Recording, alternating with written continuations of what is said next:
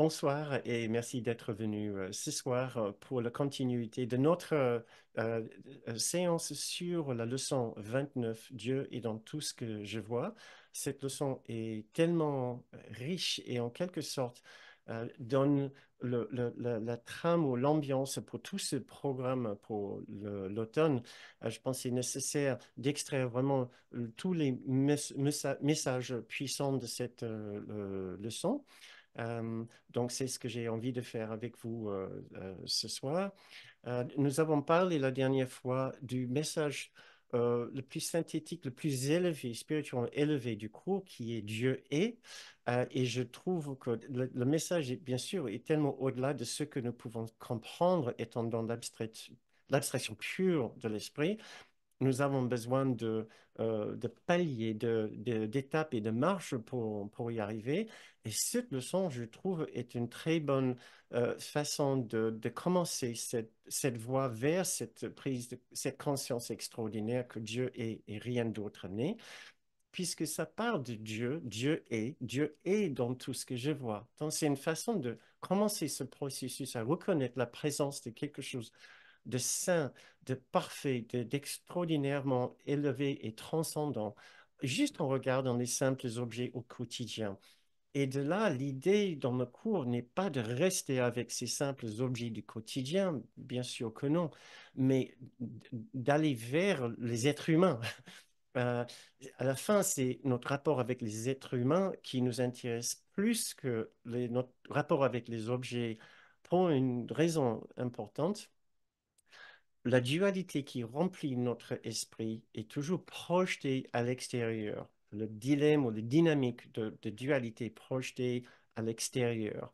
Maintenant, nous projetons sur les objets, c'est vrai, mais nous projetons encore plus sur les êtres humains, puisque nous pensons être, des êtres humains, les autres autour de nous, qui sont également en quelque sorte les objets animés par rapport aux objets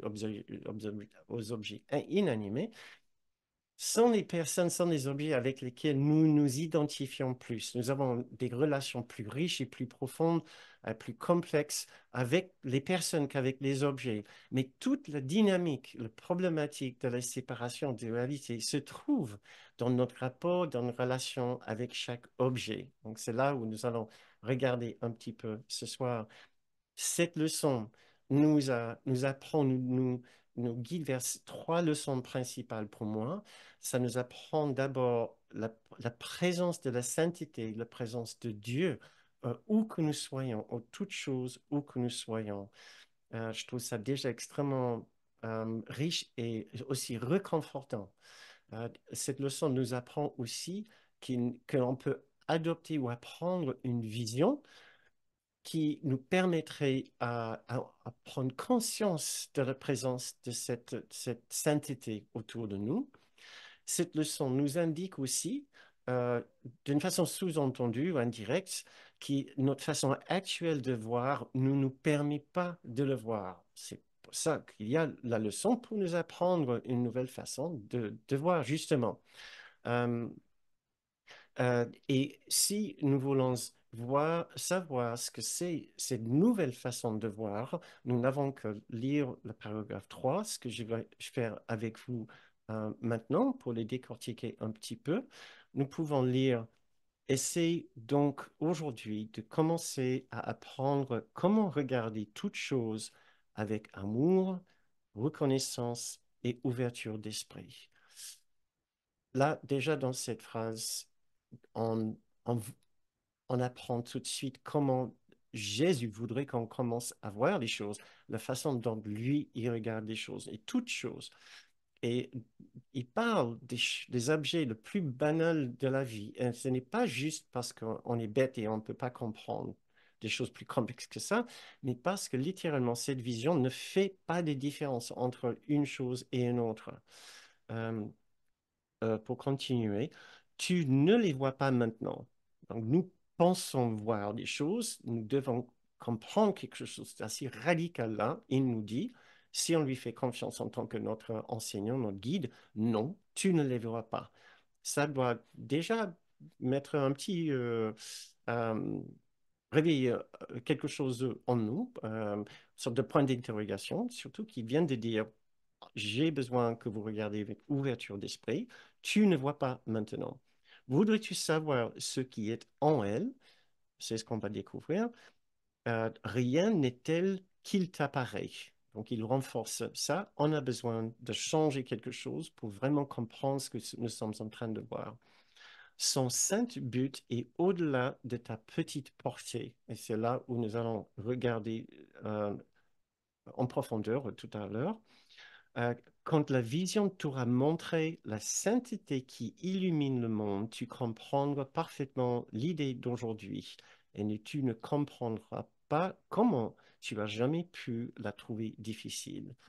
Donc, il nous donne déjà quelques éléments ici pour savoir comment il veut qu'on voit les choses.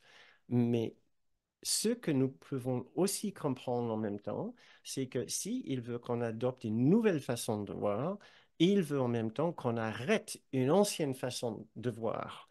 Et avec l'aide de Kenneth Wapnick, qui a passé beaucoup de temps à nous apprendre sur la nature de l'ego, nous pouvons décortiquer, euh, analyser la façon dont l'ego voit le monde actuellement, notre ego voit le monde actuellement, qui nous empêche de voir la sainteté en toute chose. Et voilà ce que j'ai repéré pour nous quatre différentes rôles, quatre différentes façons dont l'ego en nous insiste de voir les choses qui fait en sorte qu'on ne voit pas la sainteté de l'objet, puisqu'on est tellement obsédé par un autre aspect de chaque objet. Et voilà les quatre objectifs de notre ego pour chaque objet, pour chaque chose autour de nous. Numéro un, il y a des objets qui sont là pour satisfaire nos besoins. Ça, c'est les objets, nous pouvons dire que nous les adorons. Combien de fois est-ce qu'on entend quelqu'un dire, bah, j'adore? Il y a des objets qui nous empêchent de satisfaire nos besoins ou qui déplaisent soit à nos principes, soit à notre sens esthétique, nous permettant de juger des choses, de critiquer des choses. Nous pouvons même insister que ces objets n'ont rien à voir dans notre réalité et nous voulons alors les enlever ou les détruire. Ça, c'est des objets, nous pouvons dire que nous les détestons. On entend ça aussi très souvent, je déteste.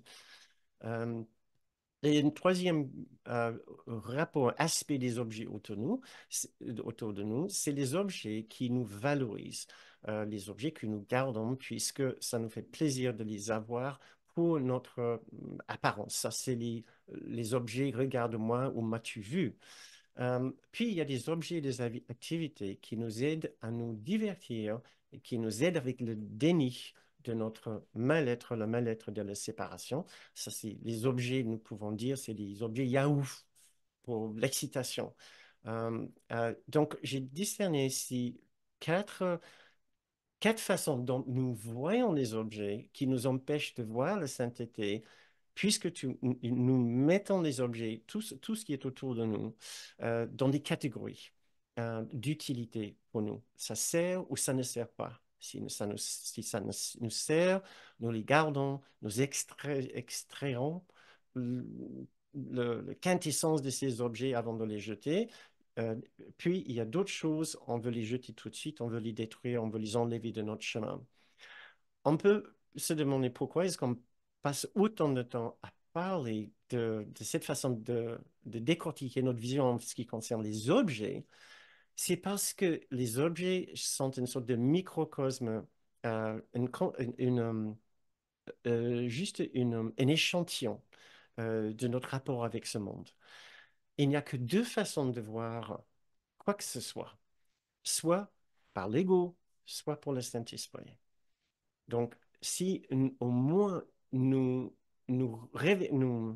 affinons notre conscience à la façon dont nous sommes en train de voir un simple objet, un ordinateur, un téléphone, une voiture, une maison, nous pouvons immédiatement apprendre du guide, de quel guide nous avons invité euh, pour, pour nous, pour nous apprendre sur la nature de notre monde. Avec quel guide sommes-nous en train de regarder?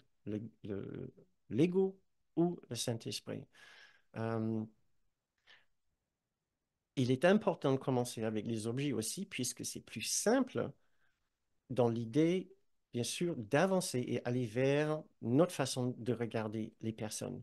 C'est ce que nous allons faire aussi dans cette séance, c'est de faire ce basculement qui est tellement important, euh, de ajouter un niveau de complexité, sophistication à cet exercice.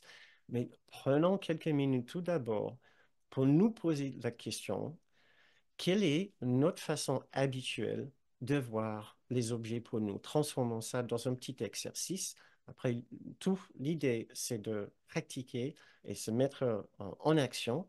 Donc, je vous invite à essayer de réfléchir à certains objets dans votre existence, les objets que vous considérez importants, et d'essayer de voir, de, d'analyser ou de nuancer votre façon de voir ces objets. Quelle est votre façon de voir ces objets? Est-ce que c'est des objets... Essayez de trouver, par exemple, un objet qui satisfait ce premier critère, le critère qui est l'utilité d'un objet parce que ça satisfait vos besoins. Et si vous souhaitez participer en mettant l'objet dans le fil de chat, je serai très heureux et d'autres personnes peuvent aussi apprendre avec vous. Euh, donc, si vous trouvez, essayez d'appliquer ce genre d'analyse à votre façon de regarder les objets, votre façon d'inclure les objets dans votre maison, dans votre vie.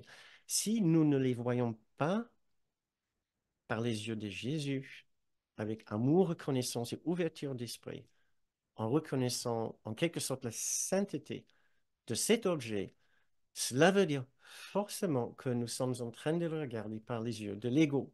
Dans ce cas-là, ces objets vont tomber dans l'une de ces quatre catégories.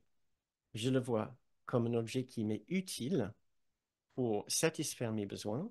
Je le vois comme quelque chose que je n'aime pas parce que je n'aime pas, il ne sert plus, il m'encombre, euh, euh, je le trouve laid, peu importe. Et il y a un manque d'amour, un manque de considération envers cet objet. Euh, Est-ce que c'est un objet que nous gardons puisque ça nous valorise quelque part? Est-ce qu'il y a un aspect de valorisation que j'aime bien qu'on me voit avec ces objets? Ça peut être nos vêtements. Euh, et est-ce qu'il y a des objets que nous avons et que nous gardons parce que ça, ça, ça nous aide à éviter un certain mal-être et ennui de la vie ici. Sans cet objet, ma vie sera plus triste dans le sens que je ne saurais pas quoi faire. C'est un objet que j'utilise pour mon divertissement. Euh, euh, Encore, ce n'est pas un problème d'utiliser des objets autour de nous pour ces raisons. Ce n'est pas un problème, mais nous voulons savoir si notre rapport avec ces objets est une relation particulière ou si c'est une relation sainte.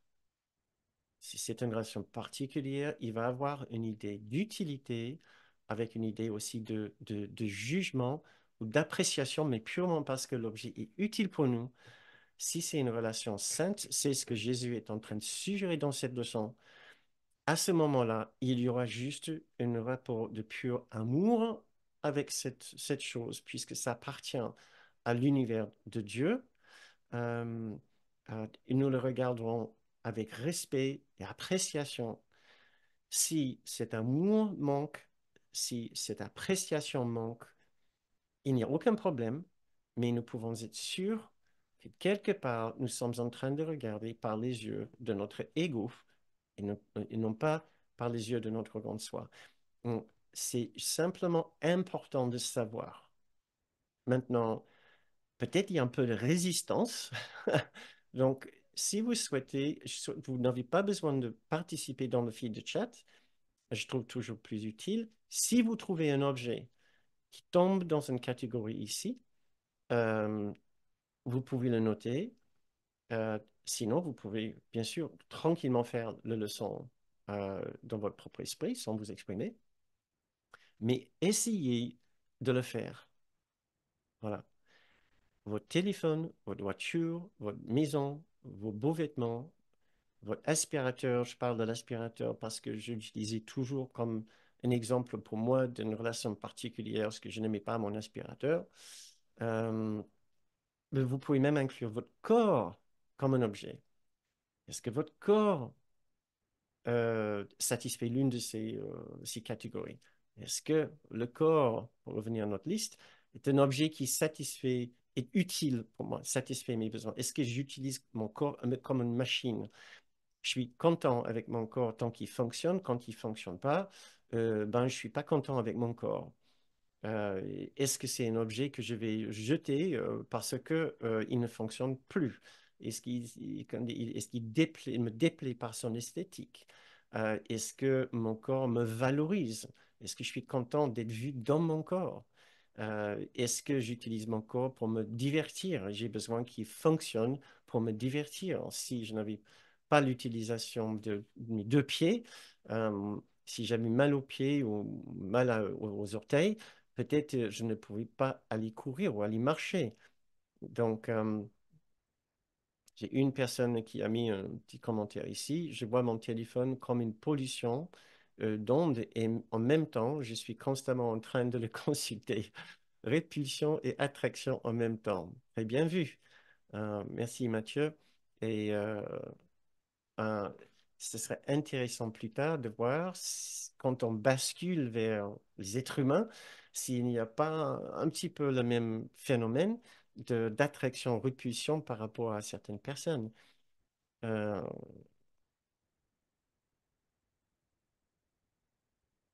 Euh, ok, Catherine, juste pour répondre très vite, tu dis que ça serait bien d'envoyer un rappel de chaque séance. C'est ce que je fais systématiquement et j'ai fait ce matin et je fais avant chaque séance le lundi matin. Donc, si tu ne l'as pas reçu, alors tu ne dois plus être sur la liste d'envoi. Mais systématiquement, j'envoie un lien avec un mail avec le lien. Merci pour ta suggestion. Euh, euh, donc voilà, donc, voici, je vois que il n'y a pas beaucoup de suggestions venant de votre part. Donc je considère que vous avez envie de faire cet exercice, mais plutôt dans le silence de votre propre esprit. Euh, il n'y a pas de souci. J'avais envie de vous demander de, de penser à un objet en particulier avec lequel vous souhaitez vous entraîner dans les semaines à venir. Jésus a écrit un gros, gros livre de 1600 pages avec 365 leçons. Il n'a pas fait parce qu'il n'avait rien d'autre à faire, qu'il s'ennuyait, c'était confinement Covid au ciel et il a dit, bah, tiens, je vais écrire un livre comme beaucoup ici ont fait. C'est parce qu'il veut vraiment, vraiment nous aider. Mais pour nous aider, il a besoin qu'on s'applique, qu'on fasse quelque chose. Si on fait juste la lecture du livre, si on écoute les conférences, c'est sympa, c'est très sympa d'être ensemble, je suis entièrement d'accord. Et il voudrait bien qu'on fasse un petit effort quand même d'application de ces idées. Il nous demande simplement, dans cette leçon, de regarder les objets autour de nous, de choisir un objet et d'essayer de le regarder maintenant différemment, sans tous nos filtres, les filtres de notre ego, sans tous nos besoins, sans toute notre historique, et d'ouvrir notre esprit à sa réalité derrière, ce qui peut être derrière hum, tous nos besoins, l'imposition ou la projection de nos besoins sur cet objet. Tout ce que nous aimons dans l'objet, tout ce que nous n'aimons pas, le pauvre objet est ce qu'il est. Tout cela en préparation, bien sûr, pour faire le même genre d'exercice avec les personnes. Donc, entraînons-nous. J'aurais souhaité avoir vos suggestions des différents articles, des différents objets de votre quotidien avec lesquels vous avez envie de vous entraîner, qui vous causent un souci, avec lesquels vous savez vous avez une relation particulière qui n'est pas forcément très gentille avec lesquels vous voulez essayer euh, de transformer cette relation particulière en une relation sainte. Simplement l'accepter pour ce que c'est, ses avantages, ses inconvénients, et ses imperfections, euh, et de le pardonner. C'est-à-dire d'accepter qu'il y a quelque chose derrière cet objet-là. Il y a un message de sainteté et de pardon dans chaque objet. C'est ce que nous allons en parler dans quelques minutes. Je vois quelques suggestions d'objets. Je crois qu'il y a souvent, je vois le téléphone qui apparaît là. Euh, quelqu'un, Jean-Louis, merci. Je remplis toutes les cases de la vision de Lego. Donc, une première personne, son téléphone, une autre, un ordinateur, un autre téléphone. Le linge à étendre. Oui, tout à fait.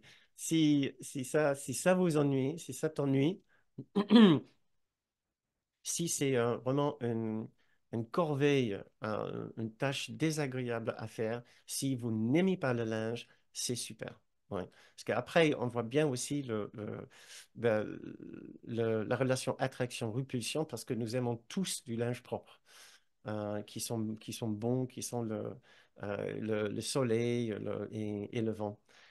Mais on n'aime pas s'en occuper. Euh, donc, une autre personne qui dit justement son corps qui vieillit, un autre, les aliments sucrés, euh, oui, encore un autre, le corps qui devient très douloureux. OK.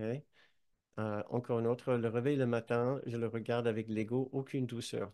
OK, très bien. Quand il dit le réveil, est-ce que c'est l'horloge? Est-ce que ça, c'est aussi autre chose, l'horloge, le réveil le matin. Est-ce qu'on peut changer notre rapport, notre relation avec ce pauvre petit objet de notre quotidien? Sans cet objet, notre vie sera moins simple quand même, hein. Il nous rend bien une certaine utilité. Encore un autre, le jardin, très agréable, mais énergivore à entretenir. Oh, que oui, je suis bien d'accord. Et là, des fois, ça demande effectivement beaucoup de recul et d'élévation de l'esprit, surtout avec les mauvaises herbes, les limaces, les escargots, les biches qui ratiboisent tous les ans notre potager, qu'on n'arrive pas à empêcher. Pour les aimer, voilà, ouverture d'esprit, reconnaissance, on y va. Le repassage, d'accord. Deux beaux vases chinoises que je n'aime plus parce qu'ils me rappellent de mauvais souvenirs alors que je reconnais leur beauté. Hmm, oui. Ces pauvres vases qui n'attendent que un peu de reconnaissance, un peu de tendresse et un peu de douceur, qui contiennent aussi l'Esprit de Dieu. Que nous soyons en même temps aussi très conscients, Dieu n'est pas littéralement dans ces objets. Donc, si les objets se cassent, si on les casse, si on le fait accidentellement, si on les fait intentionnellement, ce n'est pas grave, parce que Dieu n'est pas littéralement dans ces objets. Et on peut toujours rattraper le coup après euh, en revenant vers une pensée de douceur et de tendresse. C'est important. J'ai écrasé un escargot par malheur tout à l'heure.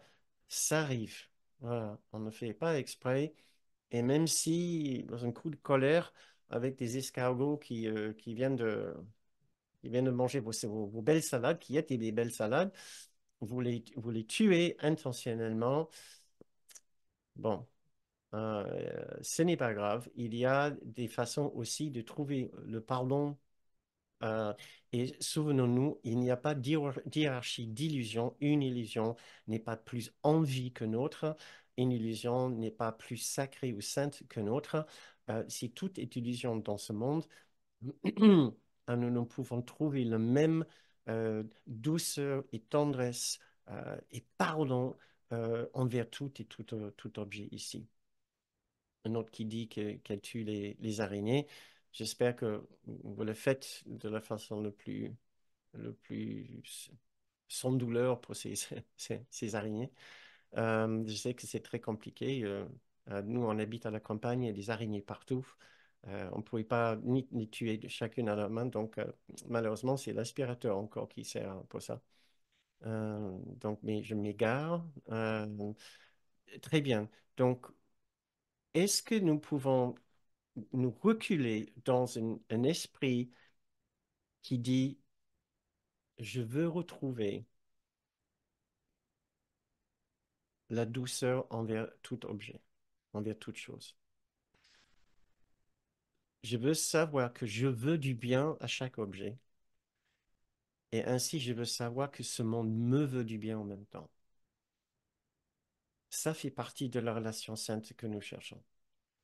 C'est d'enlever cette façon d'être en opposition avec les choses, à les voir comme des objets particuliers avec lesquels nous n'avons pas un rapport particulier. Nous avons un rapport important avec chaque objet, puisque nous sommes une unité. Un court miracle est une spiritualité qui peut nous apprendre la nature totalement unie de l'existence, derrière les apparences. C'est une philosophie spirituelle très élevée, basée sur l'idée qu'il y a au fond de l'existence une unité parfaite, et seule cette unité parfaite est réelle.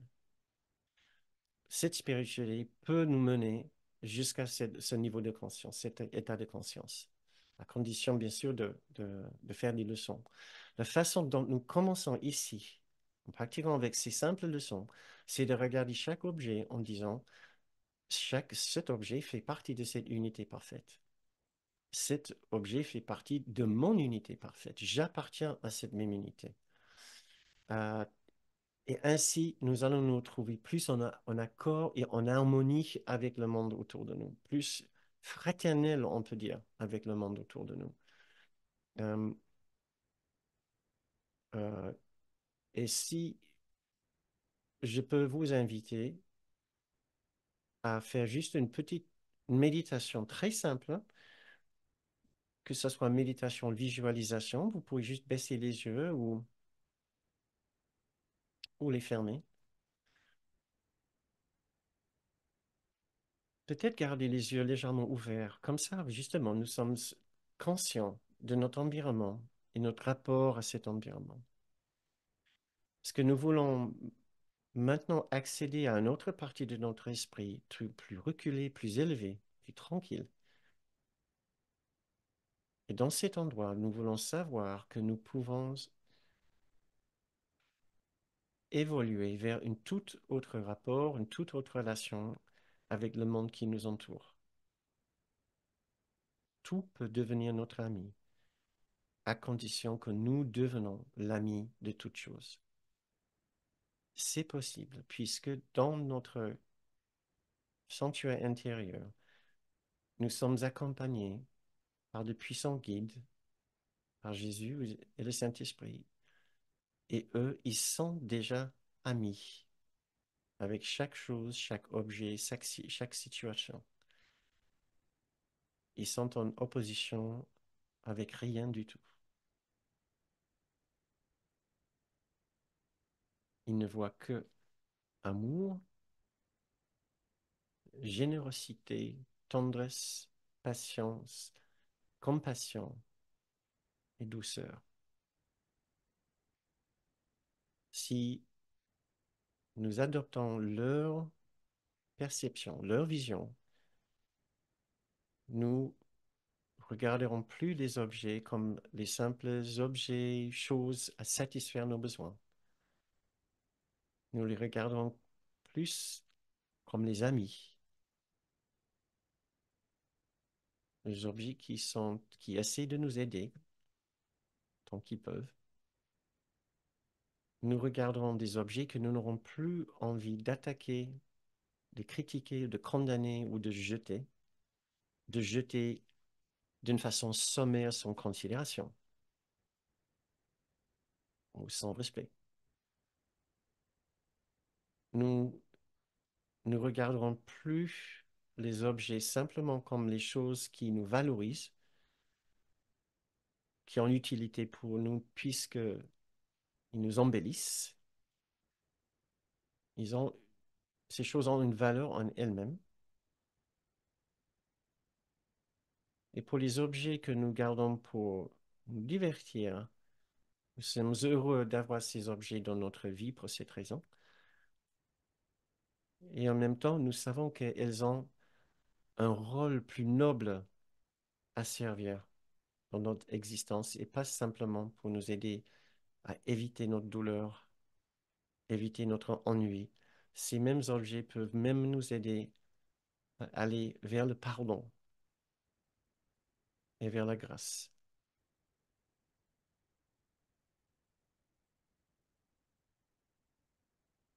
Eh bien,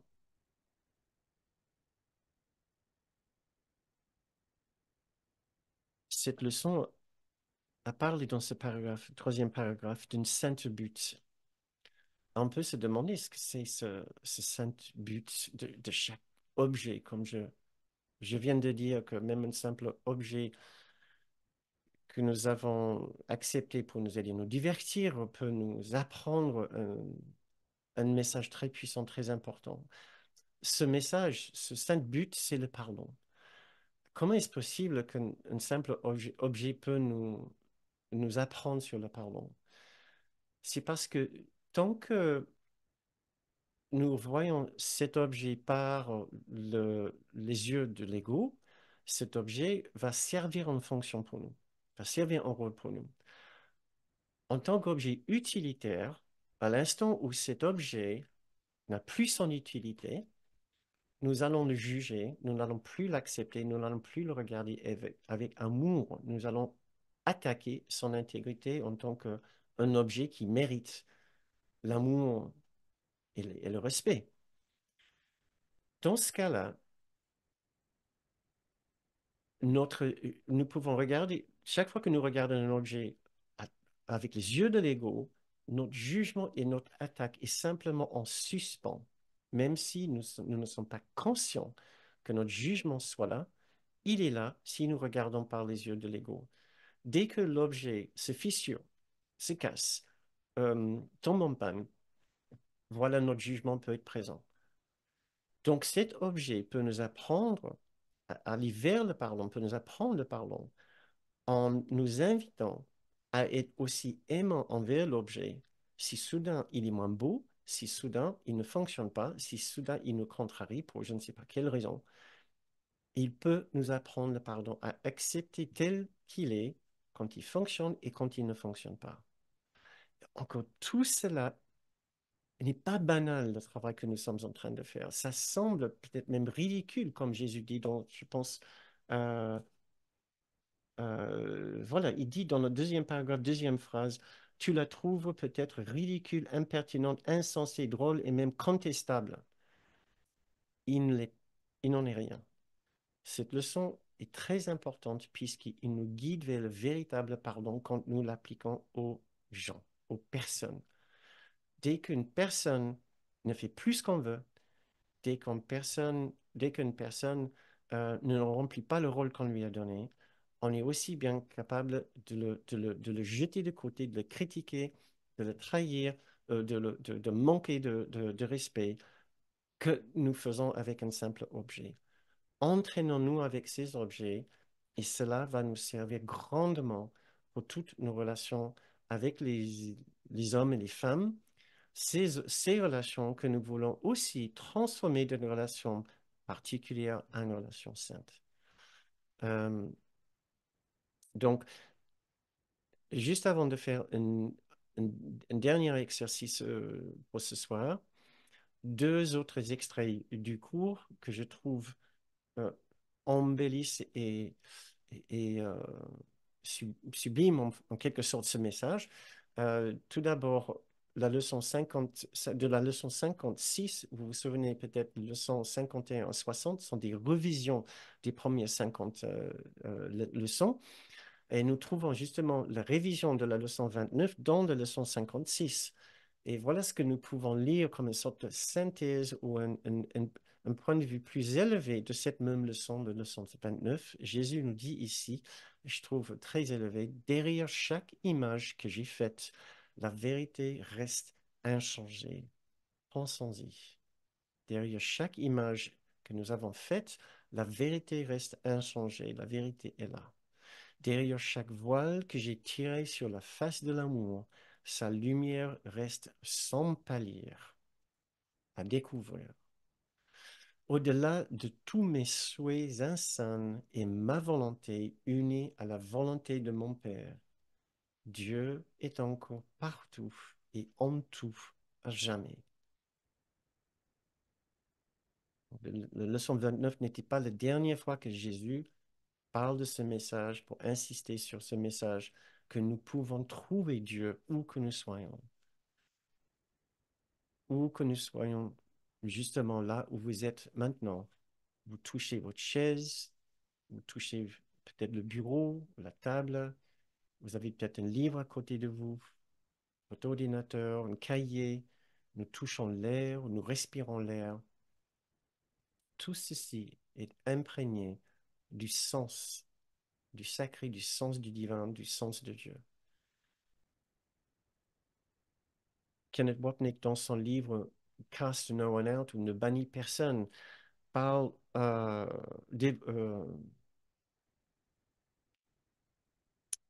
dans un chapitre euh, sur, j'ai envie de dire, c'est le mot qui me vient en anglais, c'est pour ça que j'essaie, je cale. Je viens de passer du temps dans un milieu anglophone et j'ai maintenant quelques mots qui me viennent en anglais. Euh, il, dans ce chapitre, il parle de ce paragraphe en long et en large. Il trouve que c'est un paragraphe absolument extraordinaire qui sort de l'ordinaire pour Jésus. C'est dans le chapitre 28, section 4, paragraphe 9. Voici ce que Jésus dit dans ce paragraphe. Je te rends grâce, Père, connaissant que tu viendras combler chaque petit fossé entre les morceaux brisés de ton Saint-Fils. Les morceaux brisés, c'est chaque objet, c'est chaque chose que nous voyons.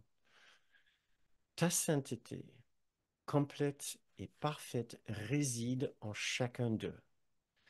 Et ils sont joints parce que ce qui est en l'un est en eux tous. Comme est saint le plus petit grain de sable, quand il est reconnu comme faisant partie de l'image complète du Fils de Dieu.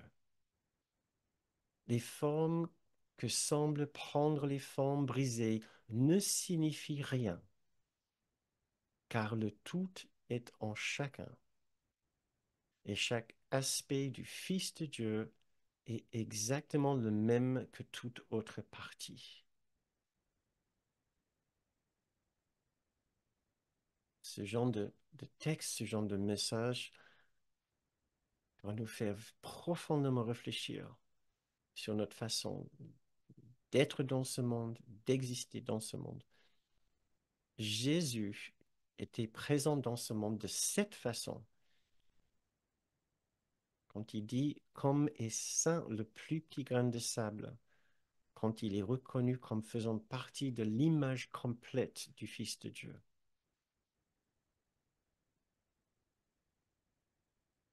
Et maintenant, nous sommes au stade dans ce programme ou dans cette séance de passer à une application euh, aux hommes et aux femmes. Voilà. Nous voulons changer profondément notre perception d'autres personnes selon les,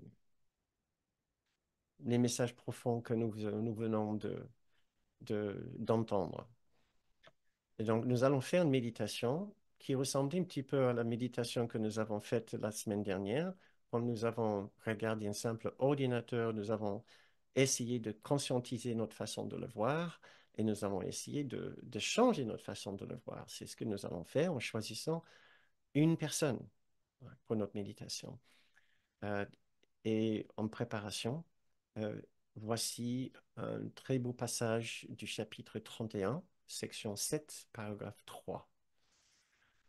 En te concentrant sur le bon en lui, en cette personne, le corps devient de moins en moins persistant à tes yeux, Et à la longue, il n'est plus vu comme étant beaucoup plus qu'une ombre tournant autour du bon.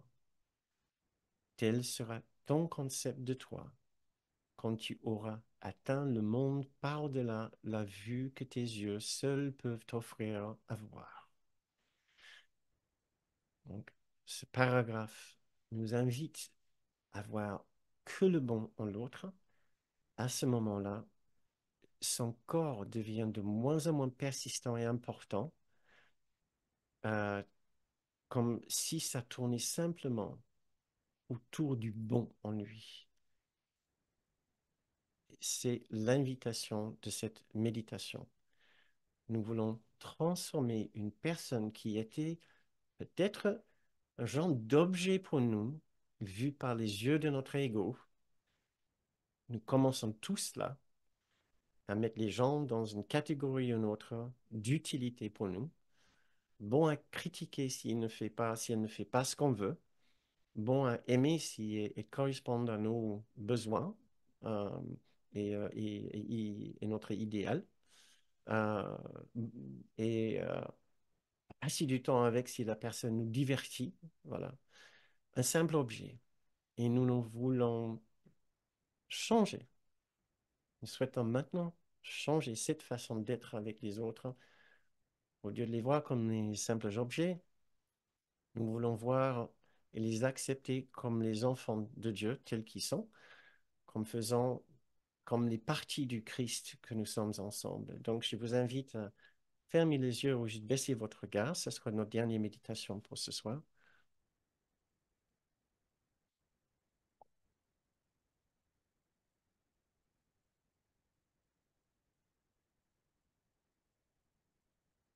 Hmm. Tournons notre attention vers l'intérieur. Suivons notre respiration si cela nous aide à juste ralentir notre pensée et à guider notre pensée plus profondément vers notre sanctuaire intérieur et en confiance qu'il y a un lieu de grande sagesse et de grande paix en nous.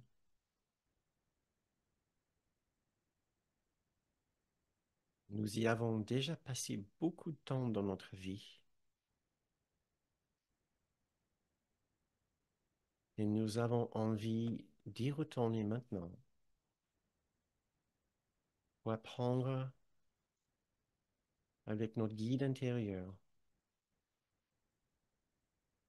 de sa sagesse, de sa générosité et de sa grande vision.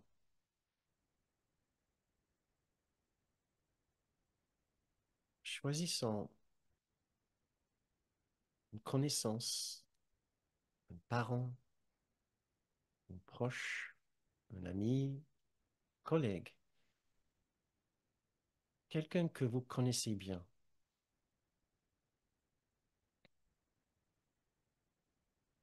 Formez une image de cette personne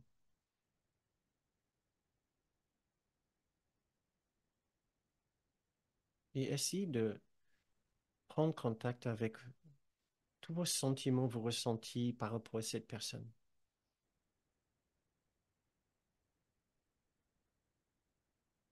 Ce sera certainement un vrai mélange de sentiments.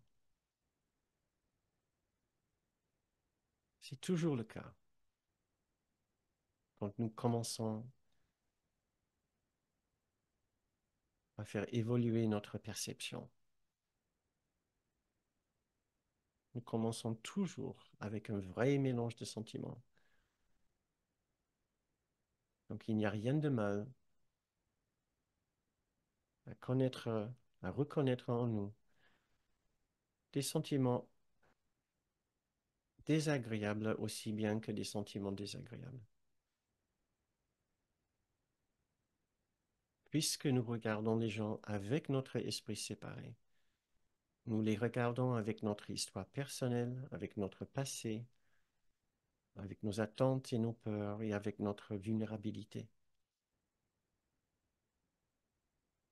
Soyons bien conscients de notre façon de regarder cette personne et disons-nous maintenant,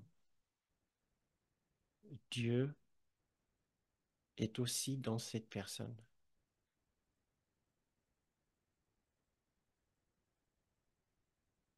Ce que j'ai vu dans cette personne cache la vérité en elle.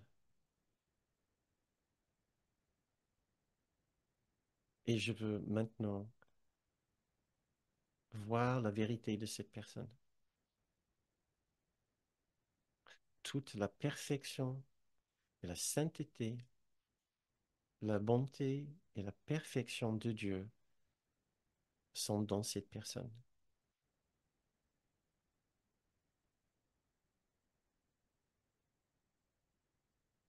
Et si on ouvre notre esprit à une autre vision de cette personne, demandons de l'aide à Jésus et au Saint-Esprit ou à un autre grand guide pour nous aider et pour nous inspirer dans cet exercice.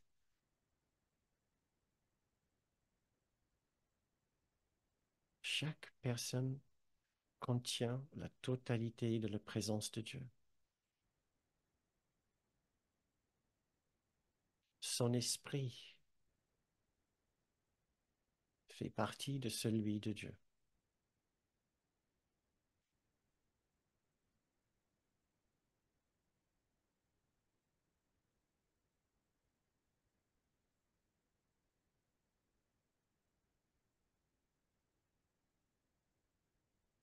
Ouvrons notre esprit à une autre possibilité en regardant cette personne.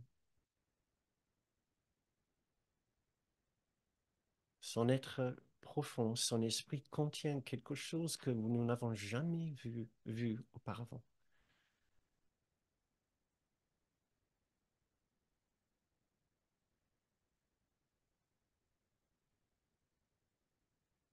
Essayez maintenant d'approfondir ce sentiment que vous n'avez jamais vraiment connu cette personne telle qu'elle est, faisant partie de l'Esprit de Dieu.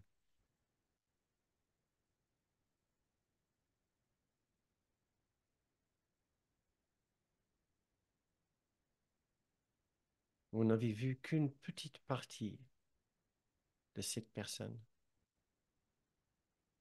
Peut-être seulement la partie que cette personne a voulu montrer au monde.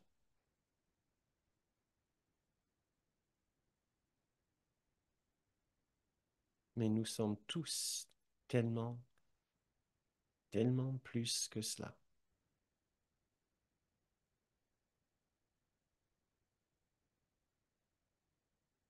Cette personne a caché sa vérité. Et maintenant, nous nous ouvrons à la vision de sa réalité au-delà de ses apparences.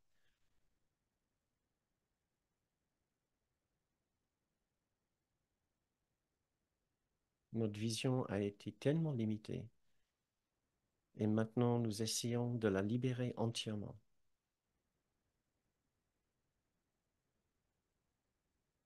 Dieu et sa beauté, sa bonté et sa force bienveillante sont dans tous ceux et dans tous ceux que nous voyons.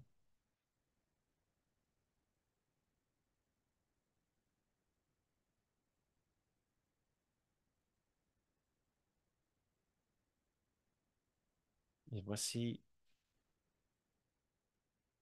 un paragraphe, un texte du chapitre 27, section 7, paragraphe 15, pour finir cette méditation.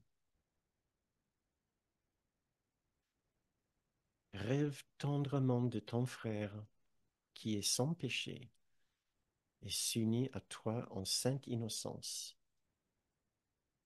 Et de ce rêve, le Seigneur du ciel éveillera lui-même son Fils bien-aimé. Rêve aux gentillesses de ton frère, au lieu de t'attarder dans tes rêves sur ses erreurs.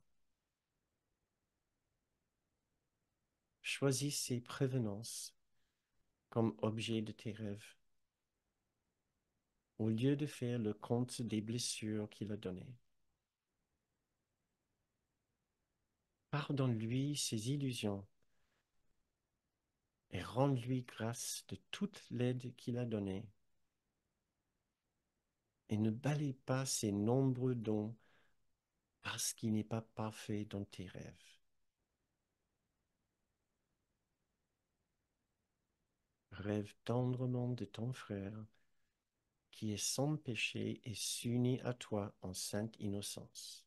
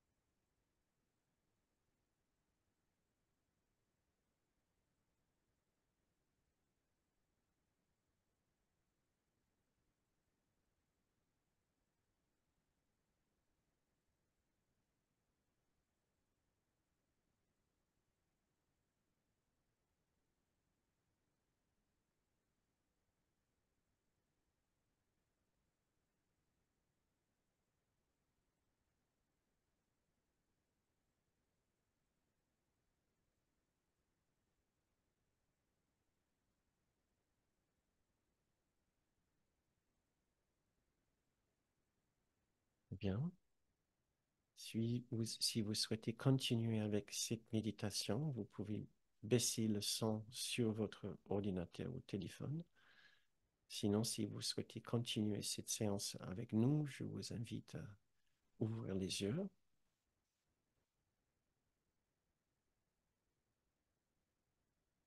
C'est la fin de cette méditation et la fin de cette séance.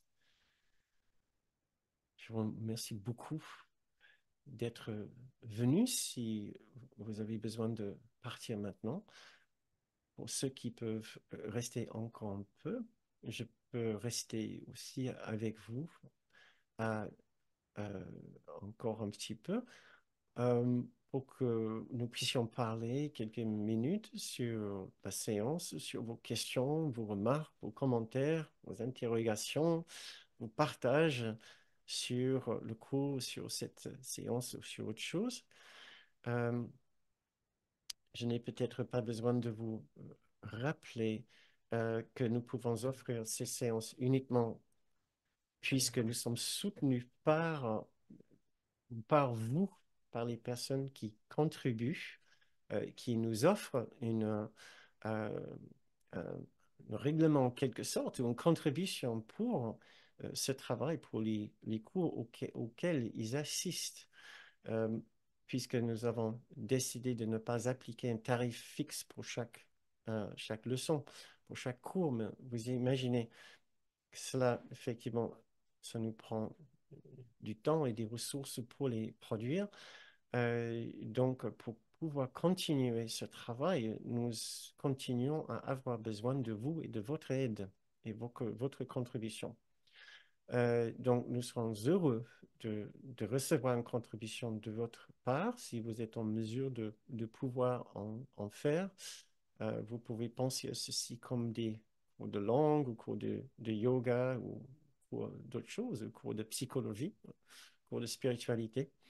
Vous pouvez faire une contribution en allant sur notre site bernardgroom.com et nous vous remercions euh, très, très sincèrement d'avance, comme nous remercions aussi nos contributeurs, surtout peut-être des contributeurs pour le mois d'août. Vous n'avez pas reçu un remerciement particulier pour votre contribution. pas encore simplement parce que je n'ai pas eu le temps. J'étais en voyage et j'ai atterri le jour avant de commencer, le dimanche avant de commencer lundi dernier. Et c'était vraiment compliqué de trouver du temps pour me mettre derrière l'ordi à l'étranger. Merci pour votre compréhension. Euh, euh, oui, Eve, donc tu demandes la section du texte. J'ai lu plusieurs textes en fait. Donc là, le dernier texte, Rêve tendrement de ton frère, hein, c'est le paragraphe 15 de la section 7 du chapitre 27. L'extrait en se concentrant sur le bon en lui, c'était chapitre 31 section 7 paragraphe 3. Mais n'ayez pas peur puisque je mets la référence de tous ces extraits dans le descriptif de la vidéo. Et souvent aussi, j'arrive à les mettre, même les incruster dans la vidéo elle-même. Donc, n'ayez pas peur que vous ne les retrouverez pas. Merci à vous et vos commentaires. Euh, oui, je ne sais pas lesquels c'est, Eve, encore. Est-ce qu'il y en a plusieurs? Mais encore, il suffit, demain, j'aurai posté la vidéo sur YouTube et vous allez trouver dans le descriptif la référence pour ces extraits. Sinon, le dernier, c'était chapitre, donc vous notez 27, 7, 15 et vous allez le trouver. 27, 7, 15. Chapitre 27, section 7, paragraphe 15. Donc, ça, c'est pour le dernier texte, qui est très beau. Euh, eh bien, très bien. Maintenant, si vous avez envie de dire quelque chose, je viens de vous autoriser à ouvrir vos micros. Vous pouvez aussi mettre vos questions dans le fil de chat. Euh, Vous pouvez me dire si vous avez l'impression que j'insiste beaucoup sur cette question de notre rapport aux objets. Si vous essayez d'imaginer, parce que moi, je l'ai vu de mes propres yeux, quelqu'un, notamment Kenneth Wapnick, qui avait une façon, pour moi, étrange de regarder le monde, de regarder les autres, de regarder les choses, d'être dans ce monde. Et je pense, je suis sûr que je n'aurais pas pu comprendre la profondeur de cette simple leçon. C'est une leçon au début du livre, de l'exercice. Si je n'avais pas vu quelqu'un qui, pour moi, incarnait cette idée qu'on pouvait voir Dieu qui est dans tout ce que nous voyons. J'avais sincèrement l'impression de regarder quelqu'un qui vivait cette vérité. Et quand je le contrastais avec ma façon de voir, c'était saisissant. Tout pouvait m'agacer. Tout, tout. Et lui, non, il ne perdait pas patience avec rien du tout. Il n'y avait jamais une raison de critiquer quoi que ce soit, d'être frustré avec impatient avec quoi que ce soit. Qu'est-ce qu'il était déjà comblé? C'était mon expérience et mon impression.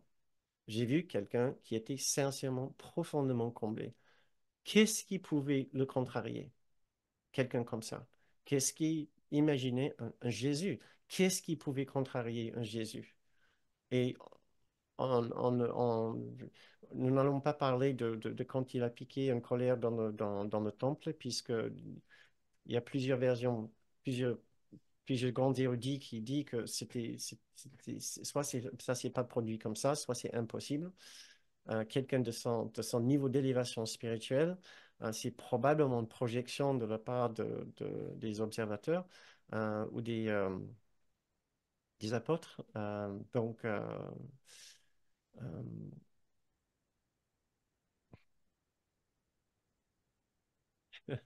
merci Jean-Louis. Oui, j'avoue. Euh, euh, donc, Oui, bonsoir Bernard. bonsoir Hervé. Oui, oui, merci beaucoup, c'est très très fort.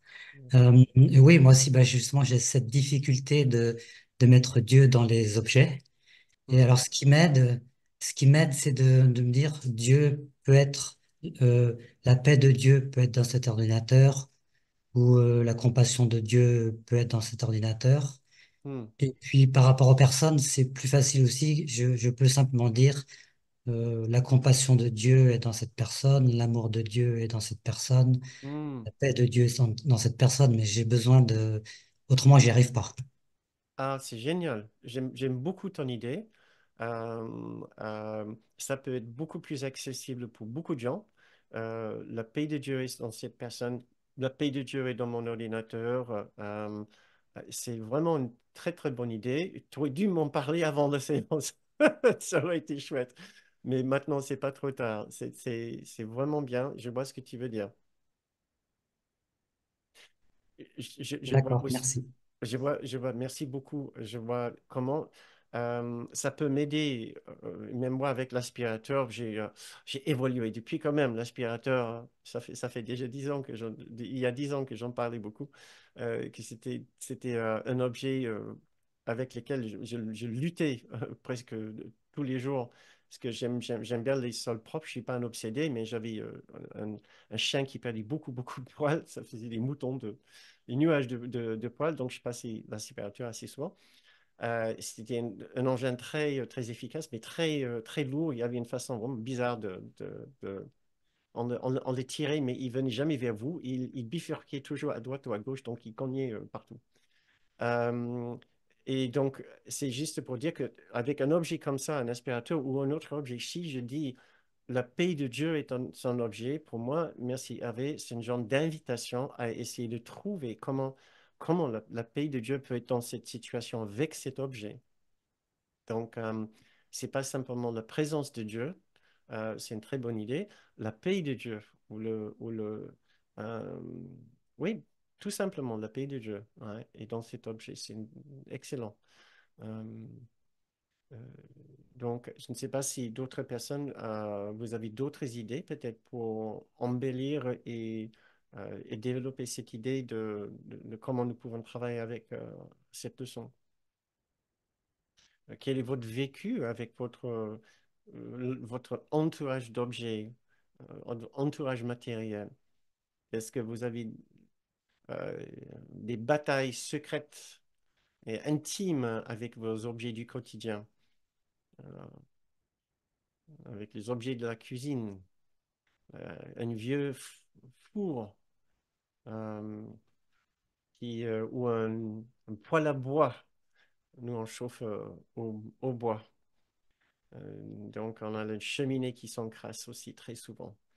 Et une vieille maison, oh là là, les maisons peuvent être, surtout si vous êtes propriétaire, les maisons peuvent être source de soucis ou de contrariétés. Vous êtes secret, hein? Vous dévoilez rien ce soir. Pas grave. Ah, lave-vaisselle, d'accord. Comment est-ce qu'un lave-vaisselle peut être contrariant, Fanny? Avec son plateau à couvert. D'accord. Ok. Ah, ils ne tiennent pas. Ah, d'accord.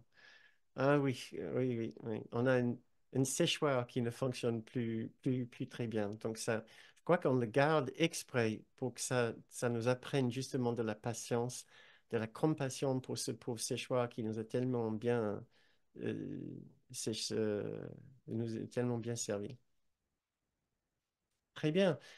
Donc, mes chers amis, si vous n'avez pas d'autres questions, d'autres commentaires, d'autres remarques à faire, nous pouvons aussi nous libérer un petit peu plus tôt que d'habitude.